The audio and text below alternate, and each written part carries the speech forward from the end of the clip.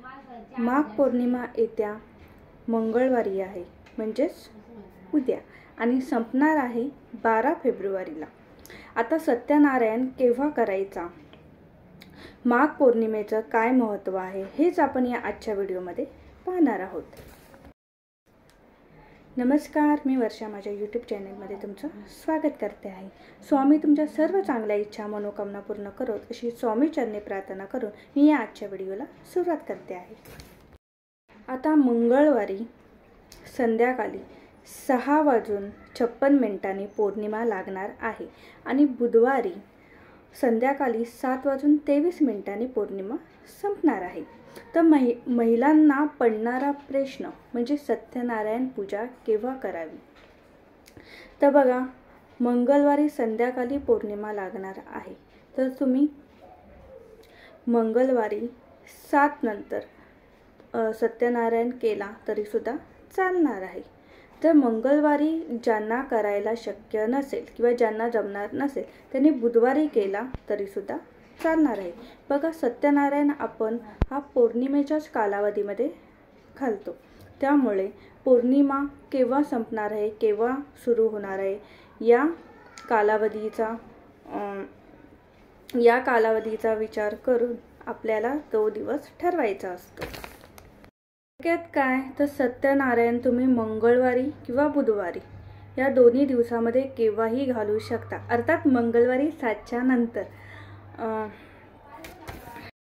बघा, आता उपवास केव्हा करायचा, तर पौर्णिमेचा उपवास हा आपल्याला बुधवारी करायचा आहे, अर्थात जे सत्यनारायणाची पूजा करताना जे उपवास पकडतात त्यांच्यासाठी आहे।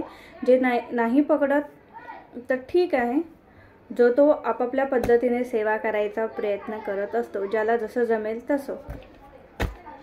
आता माघ पौर्णिमेला अनन्यसाधारण महत्त्व आहे, कारण या दिवशी स्नान दान या गोष्टी केल्या जातात। तसेच पितरांच्या तृप्तीसाठी सुद्धा हा दिवस फार महत्त्वाचा मानला जातो। बघा, पितरांच्या सेवेसाठी हा दिवस फार महत्त्वाचा मानला आहे। आजच्या व्हिडिओमध्ये आपण माता लक्ष्मी आणि भगवान विष्णू यांच्या कोणत्या सेवा करणार आहोत हेच आपण या आजच्या व्हिडिओमध्ये पाहणार आहोत। बघा, पौर्णिमा हा माता लक्ष्मी आणि भगवान विष्णू यांच्या सेवेसाठी खूप महत्त्वाचा दिवस हा मानला जातो। या दिवशी चंद्र हा 16 कलांनी युक्त असतो, त्यामुळे या दिवशी केलेल्या सेवेचं फळ आपल्याला 32 पटीने मिळते असं म्हटलं जातं। बघा, आपल्याला माता लक्ष्मी आणि भगवान विष्णू यांच्यासोबतच आपल्याला आपल्या गुरूंची आणि आपल्या कुलदेवीची, गुरूंची सेवा तर आपल्याकडून रोज होते, त्याचबरोबर आपल्याला कुलदेवीची सुद्धा सेवा या दिवशी आवर्जून करायची आहे। आता कुलदेवीची कोणती सेवा करायची आहे, तर बघा, ज्या लोकांना रोजच्या धावपळीच्या जीवनात दुर्गा सप्तशतीचे पाठ करायला जमत नाही, तर त्या लोकांनी या 2 दिवसात केव्हाही दुर्गा सप्तशतीचे पाठ केले तरी सुद्धा चालणार आहे। बघा, दुर्गा सप्तशतीचा पाठ हा एका बैठकीतच करायचा असतो। बघा, तुमच्या जवळपास जर केंद्र असेल तर केंद्रामध्ये स्पेशली पौर्णिमेला दुर्गा सप्तशतीचं सामूहिक पठण केलं जातं। बघा, जेव्हा आपण सामूहिक पठण किंवा ज्या सामूहिक सेवा याच्यामध्ये आपण जेव्हा भाग घेतो, तर त्या सेवेचं फळ आपल्याला फार जास्त पटीने प्राप्त होतं। म्हणून तुम्हा सर्वांना माझी विनंती आहे की तुमच्या जवळपास जर केंद्र असेल तर तिथे या सेवेमध्ये आवर्जून भाग घ्यावा। ज्यांना केंद्रात जाणं शक्य नसेल तर त्यांनी घरात दुर्गा सप्तशतीचे पाठ केले तरी सुद्धा चालणार आहे। आता बघा, ज्यांना दुर्गा सप्तशतीचे पाठ लावायला जमणार नसतील त्यांनी अगदी सिद्ध कुंजिका स्तोत्र याचं 11 वेळा पठण केलं तरी सुद्धा चालणार आहे। सिद्ध कुंजिका स्तोत्राचं 11 वेळा पठण केल्याने आपल्याला दुर्गा सप्तशतीचं पठण केल्याचं पुण्य प्राप्त होतं। दुर्गा सप्तशतीसारखा दिव्य ग्रंथाचं पठण केल्याचं भाग्य हे आपल्याला त्यामुळे लाभतं. बघा, त्याचबरोबर एक माळ आपल्याला 99 मंत्राची सुद्धा घ्यायची आहे. तुमची कुलदेवी कोणतीही असो, पण हा मंत्र आवर्जून बोलायचा आहे. त्याचबरोबर आपल्याला कुंकुमार्चन सुद्धा या दिवशी करायचं आहे. कुंकुमार्चन करताना तुम्ही श्री सूक्ताचं 16 वेळा पठण, शेवटी फलश्रुती बोलायची आहे. श्री सूक्ताचं पठण केलं तरीही चालणार आहे. 99 मंत्र कोणता, 99 मंत्र कोणता हे तुम्हाला नित्यसेवेच्या पुस्तकामध्ये मिळून जाईल. 99 मंत्र ओम ऐं ह्रीं क्लीं चामुंडाय विच्चे, ओम ऐं ह्रीं क्लीं चामुंडाय विच्चे, हा जो 99 मंत्र आहे याचं पठण करून सुद्धा तुम्ही कुंकुमार्चन केलं तरी सुद्धा चालणार आहे. आता 99 मंत्राचा 99 मंत्र बोलून कुंकुमार्चन करताना शेवटी नमो नमा बोलल्यानंतर तुम्हाला श्रीयंत्र किंवा कुलदेवीचा जो टाक असेल त्याच्यावरती कुंकू सोडून तुम्हाला नमो नमा असं बोलायचं आहे. बघा, पौर्णिमेच्या दिवशी भगवान विष्णूंसोबत माता लक्ष्मीची सेवा केल्याने आपल्याला खूप चांगलं किंवा दुप्पट पटीने फळ आपल्याला मिळत असतं. बघा, पौर्णिमेच्या दिवशी आपल्याला या सेवा आवर्जून करायच्या असतात दर पौर्णिमेला. त्याचबरोबर तुम्हा सर्वांना माहीत असेलच, पौर्णिमेच्या दिवशी आपण पहाटे हुंबऱ्याला हळदीचं लेपन करतो. आपलं जे मुख्य दरवाजा आहे तिथे छान स्वच्छ करतो, रांगोळी काढतो. त्याचबरोबर आपल्याला अशा काही सेवा आहेत ज्या आपल्याला पठण करायला जमणार नसेल तर त्या श्रवण केल्या तरी सुद्धा त्या दिवशी चालणार आहे. तर त्या कोणत्या सेवा आहेत तर त्या बघू. बघा, सकाळी तुम्हाला विष्णू सहस्रनाम याचं पठण करायचं आहे.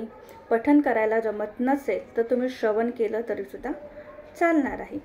त्याचबरोबर दिवसभरात केव्हाही तुम्हाला व्यंकटेश स्तोत्राचं पठण करायचं आहे.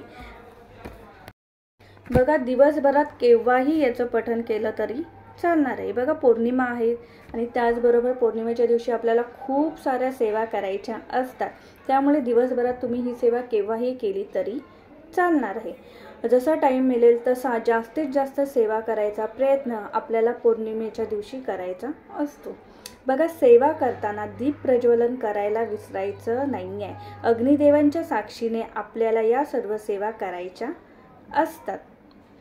बघा, दिवा लावल्याने ब्रह्मांडातील जी काही ऊर्जा असते ती समाविष्ट होते आणि आपण जी काही सेवा करतो त्याचं फळ आपल्याला दुपटीने मिळत असतं आणि म्हणूनच सेवा करताना दीप प्रज्वलन हे करायचं असतं. कोणत्या सेवा करायच्या आहेत तर त्या पाहणार आहोत. व्यंकटेश स्तोत्र 1 वेळा, श्रीसूक्त 16 वेळा बोलायचं आहे. त्याचबरोबर विष्णू गायत्री मंत्र 16 वेळा बोलायचा आहे.